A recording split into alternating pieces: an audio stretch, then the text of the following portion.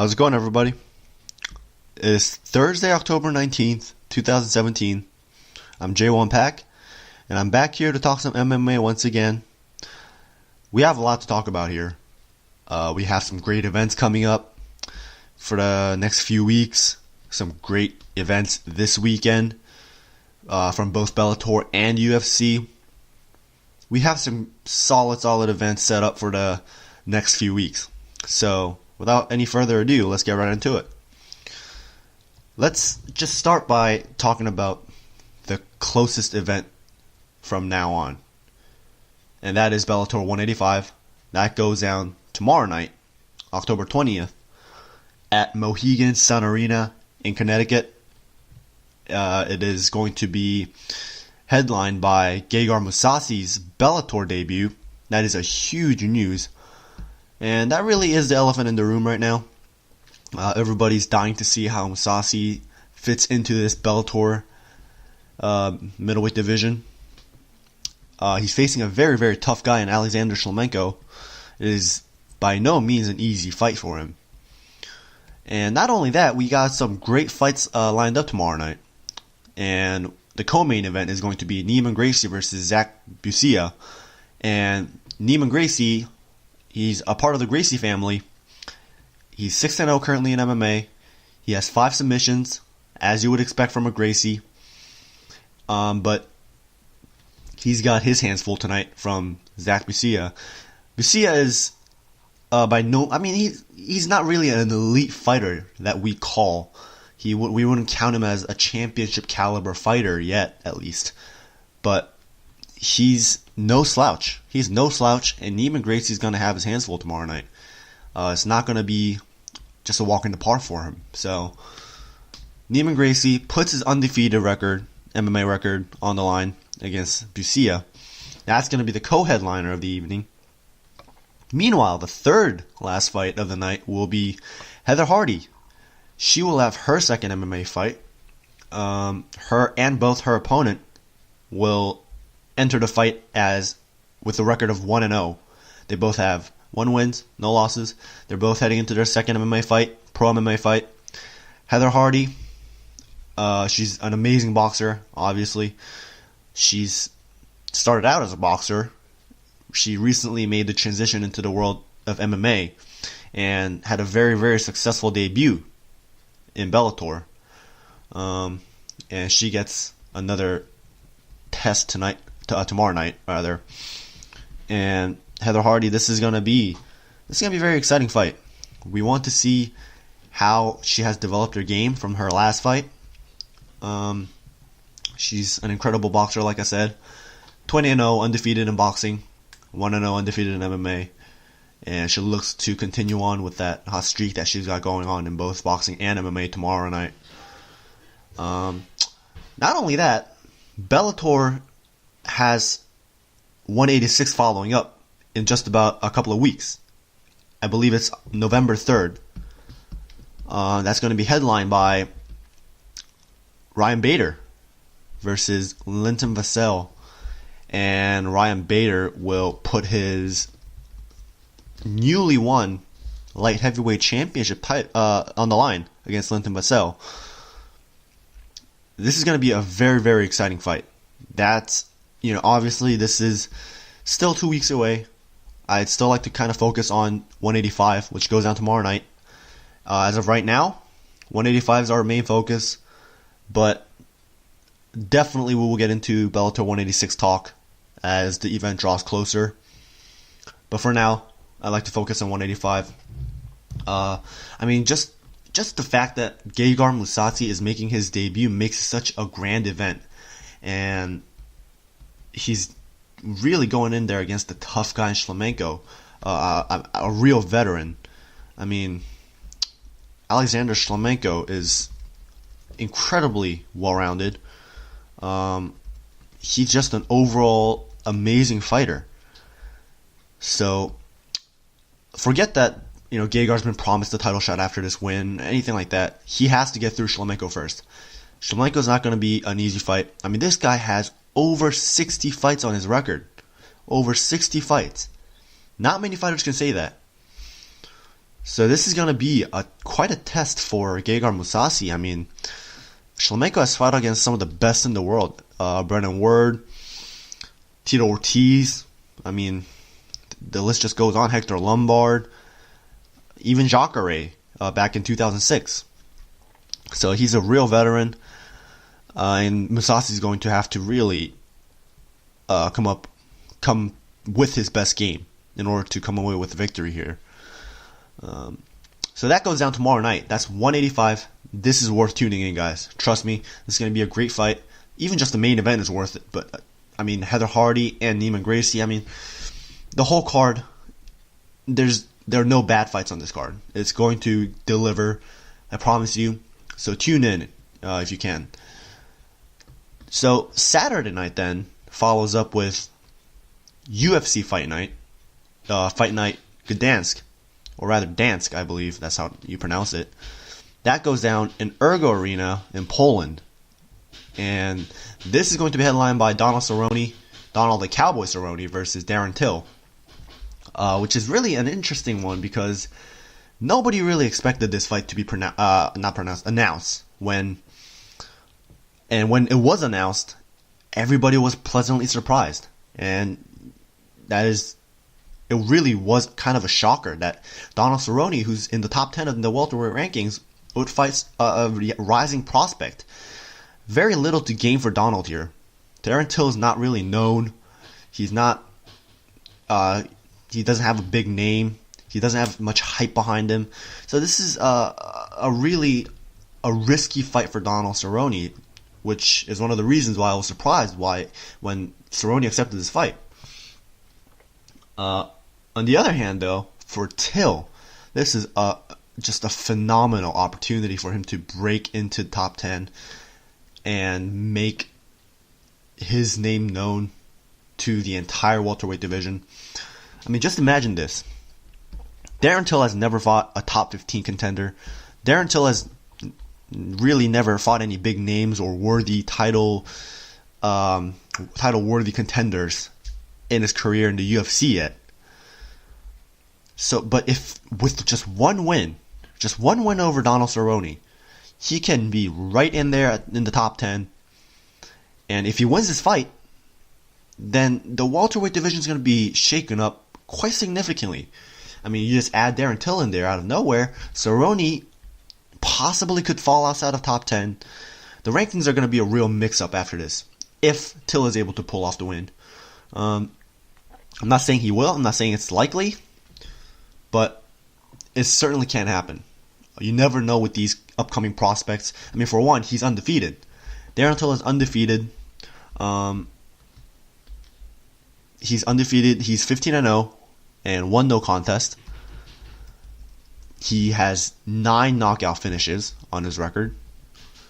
And although he hasn't really been a finishing machine in the UFC, he's still dominated most of his fights. And like I said, these upcoming prospects, you can never underestimate them, because these guys are sometimes the most dangerous guys in the world. Upcoming, I mean, he's only 24 years old. So while Donald Cerrone has experience, and possibly even better skills in some cases, Darren Till is no slouch. I mean, his striking is phenomenal. His ground game is a little bit in question, but I guess we'll see. But the point is, Darren Till has nothing to lose here, and that really makes it a lot more dangerous for Donald Cerrone, who puts a lot on the line. And let's not forget, Cerrone is coming off, for the first time ever in his career, 2-fight losing streak. He's lost 2 fights for the first time in a row in his career. And that's also another kind of focus point in this fight, is how will Donald Cerrone adapt to that? How will Donald Cerrone adjust and make the changes necessary to come out of that losing streak? And that's also going to be very interesting to see. So that goes down on Saturday night. That's going to be the headliner for UFC Fight Night Gdansk. And co-headliner is none other than one Karolina Kowalkiewicz. She will be fighting in her home country. I'd assume she would get a massive support from the home crowd. She's going to be fighting against Jodie Esquibel in the co-headliner of the event.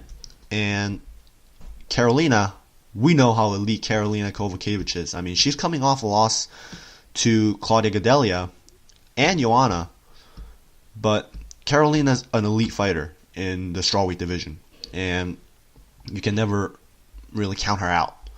And I mean, it was disappointing to see her lose the way she did against Claudia Gadelha. I think she made really one critical mistake on the ground, and it cost her the fight against Gadelha. But really, in the strawweight division, it is not too deep. So with just one significant win, you can be right back in there in the title picture, especially with Jędrzejczyk being so dominant. I mean, obviously, Namajunas is set to fight Jędrzejczyk next at UFC 217, but anybody can make their case. I mean, Jessica Andrade just made a very strong case that she's next in line after Namajunas for the title. I mean, just the way she dominated Claudia Gadelha, it was unbelievable. It was surreal to watch that happen live. It was quite a performance by Andrade. So, and I feel like the strawweight division is kind of, in a way, similar to the men's flyweight division, because you have this dominant champion in Joanna, just like Demetrius Johnson, and they've basically cleared out the division. And if Rose Namajunas can't take the title away from Joanna at 217, the division is nearly cleared out for Jędrzejczyk. And it is really a similar case for Demetrius Johnson. I mean, he's almost cleared out his division. I mean, the only person in the top 10 that really makes a case to have the title shot is Sergio Pettis, and he's got to get through Henry Cejudo first. So I feel like those two divisions are kind of stuck in the same place. But the point is, Karolina can jump right back in there in the title picture with just one more significant win. And I'd assume Karolina will fight somebody else, even if she wins this fight, before getting a title shot again. Because Joanna is scheduled already. But I'd assume that Karolina won't get the next shot, but still, she can get right back in there. And that's important for her to win this fight. If she loses this fight, then the damage is quite significant, because she will really have moved away from the title picture then. So, a really important fight for the strawweight division here. And, I mean, also, Esquibel has quite a great opportunity. If she wins this fight, then she throws her name in the hat for a possible title shot at some point down the line. So, this is also big stakes for both fighters, just like the main event. This card also features a lot of other great fighters, like Jan Blachowicz, Marcin Held. Held, although on 3-fight losing streak, he's still only 25 years old. And he arguably won his fight against Joe Lozon, and Lozon even admitted it after the fight. So, I think if Held's able to bounce back from his losing streak, then he will be just fine. He's still young. He's still improving. He's still learning. Not much trouble there for Held, at least not yet. And a very good friend of MMA Latest News, Sam Alvey, will be on the card. Smiling Sam Alvey. As well as Lena Landsberg. Remember, Lena Landsberg fought against Chris Cyborg last year. So that's basically the gist of the card. It's going down on Saturday night on UFC Fight Pass. This is going to be a great card. Just like Bellator 185, it's going to deliver. It's really going to deliver. So, also there's a really, really great fight on the prelims. A lot of people are looking forward to it. It is Artem Lobov versus Andre Fili.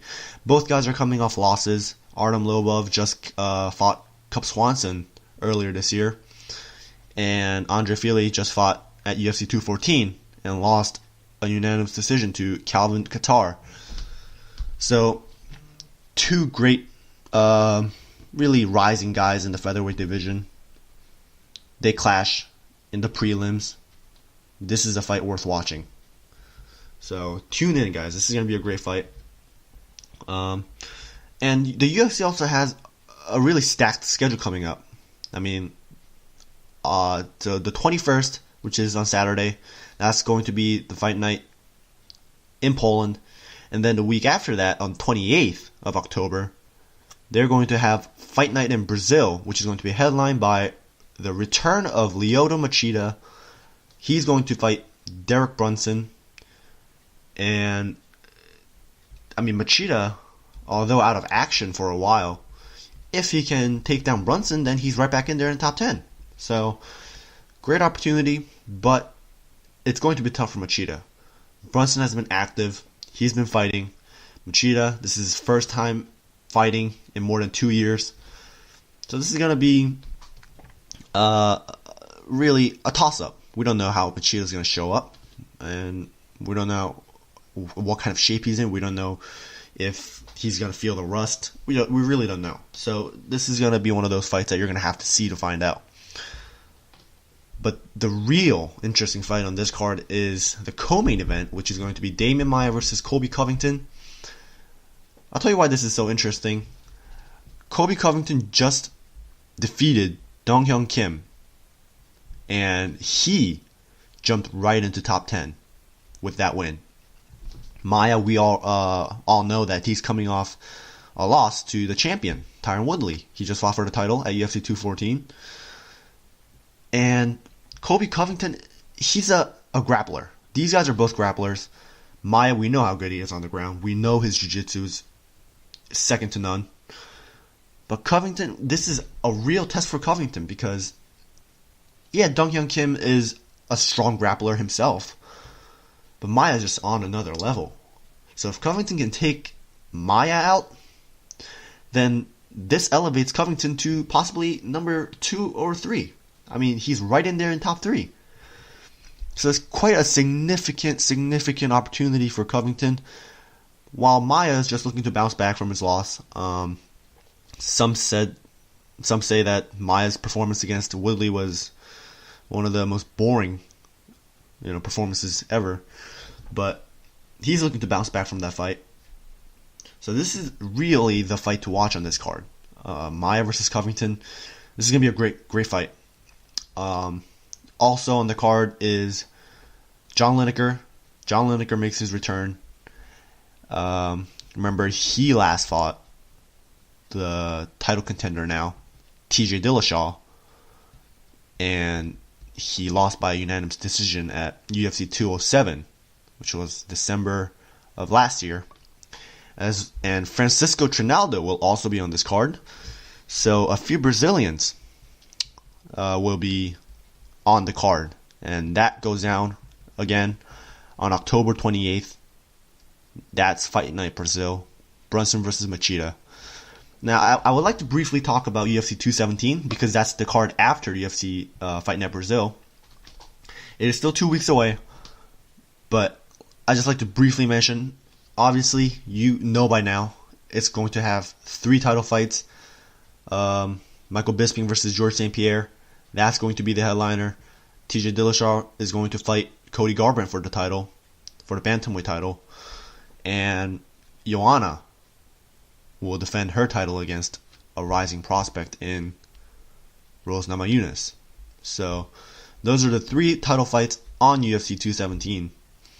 And return of GSP. That's really the main story of this card.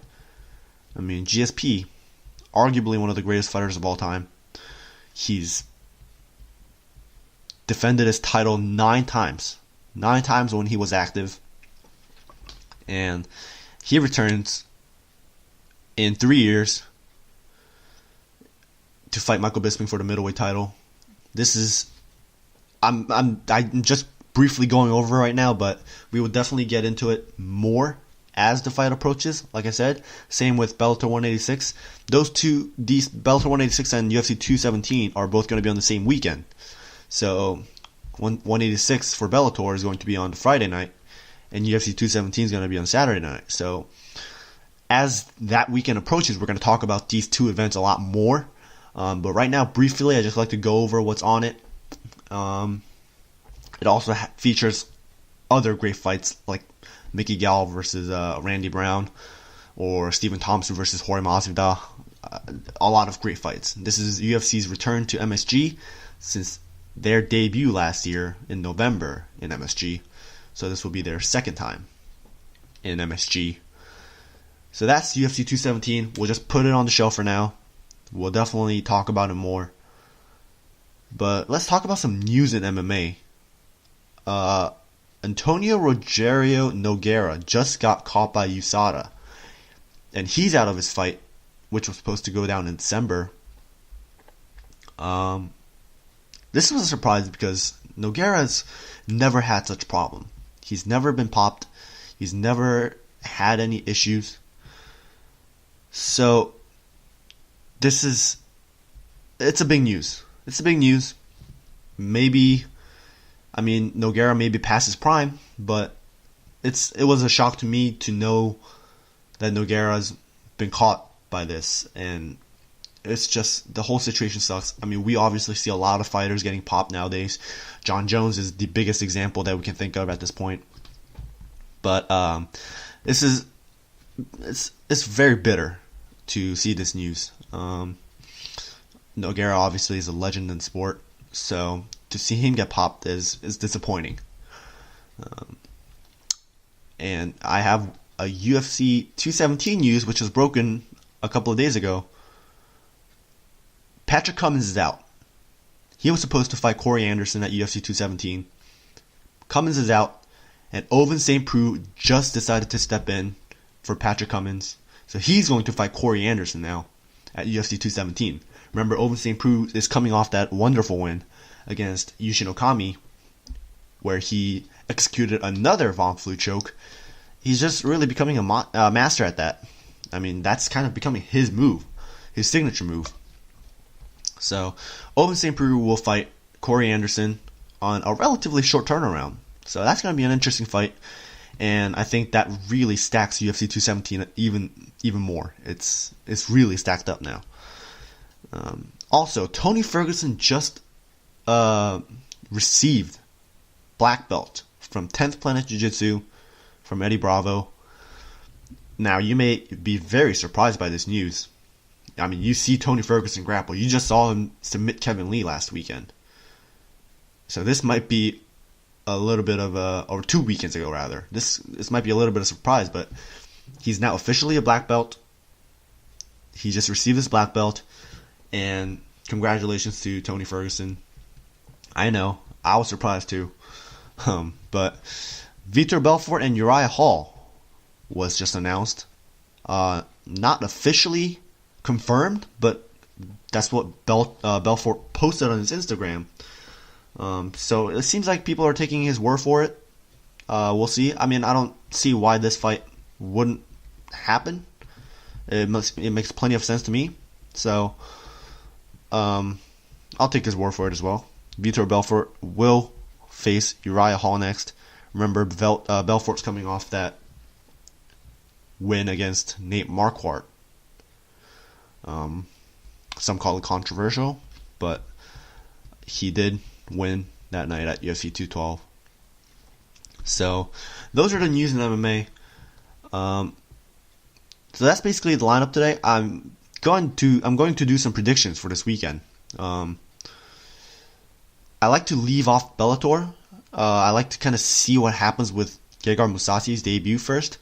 So I'm going to leave that off. But I think predictions for UFC Fight Night Gdansk is, I think that's pretty reasonable. So in the main event, Cerrone versus Till. Like I said, this is a really interesting one. Cerrone has excellent stand-up, excellent ground game. A lot of people have been really looking down upon Till's ground game. And we obviously don't know what... I mean, we don't know too much about Till. We know his stand-up is very dangerous from what we've seen so far. But here's the thing. Till is not an extremely dangerous fighter. And what I mean by that is that doesn't mean he can't finish fights. He certainly can. But since coming into the UFC, his killer power has kind of slowed down. He has 3 fights, or 4 fights rather, in the UFC, and he has finished only 1 of those fights. And that was his debut in the UFC. That was 2 years ago, in 2015. Ever since, he hasn't had a finish. So, Till may be dangerous. Till is still very dangerous, but he's not a killer. His killer instinct has kind of slowed down, I feel. So, I think Cerrone's going to take this one. Donald Cerrone, I would imagine he's as focused as he's ever been, coming off, 2-fight losing streak. He's definitely very determined to get back in that title picture. He wants to win this fight. He doesn't want to lose any more momentum. I mean, this one would just be devastating if Cerrone loses this fight. So, I'm going to take Cerrone. I believe he'll get it done by unanimous decision. Till is a very tough guy. He's, not undefeated for no reason. So I see this fight going to the decision. I think that's really kind of what's going to happen. And the co-main event, Karolina Kowalkiewicz versus Jodie Esquibel. This is also a very interesting one. I mean, usually when you look at the strawweight fights, it's hard to pick finishes because it rarely happens. I mean, you rarely see finishes in the strawweight division. So, I'm going to go with Karolina Kowalkiewicz here. I think she's a bit too experienced. She's fought possibly 2 of the best fighters in the world, in Claudia Gadelha and Joanna Jędrzejczyk. She's been in this big stage before, and I think she's going to bring that experience, bring her skills. I think her stand-up's going to be a little bit too much for Jodie as well. So I'm going to take Kowalkiewicz by unanimous decision, 3-round. And I like to do one more prediction, and that's for Artem Lobov versus Andre Fili. We saw how tough Artem Lobov was when he fought Cub Swanson. I mean, he just took it. He's a very tough guy. Andre Fili, he's extremely tough as well. But ultimately, I think in this fight, I'm going to have to lean towards Lobov. I think Fili's still young. He still has potential. But I think Lobov would have made some good adjustments from Cub Swanson's fight. And I think he's going to take this one by TKO in the 3rd round. We've seen Fili's chin get tested. Yair Rodriguez tested it. I think Fili's lost a lot of momentum from his last fight because that was a late step in by Calvin Kattar. He was originally supposed to fight Doo Ho Choi, but Doo Ho Choi pulled out with an injury, so Kattar stepped in and Fili lost the fight. So I think that really killed his momentum a little bit. But Artem Lobov is coming off a very, very impressive fight against one of the best guys in the world in Cub Swanson. And he went 5 hard rounds, and he proved that he can survive. So I don't really see Lobov getting finished here. If anything, I think Lobov is going to do finishing, and I think that's exactly what's going to happen. I'm going to pick Lobov by 3rd round TKO. So that's basically what I have for you guys today. If you enjoyed it, don't forget to leave comment. Just let me know what you think about this weekend's card, Bellator, UFC, and even some of the news that broke in MMA. Just let me know what your thoughts. I think it's going to be very, very interesting, the world of MMA for the next few weeks. There are some great cards coming up, and I think the next few weeks just gonna be stacked. We're like I said, we're gonna talk more about 217 and Bellator 185 or 186 as it draws closer. I'm probably gonna do exclusive episodes just on those two events, maybe separately. But once again, thank you guys for listening in, and I'll see you next time.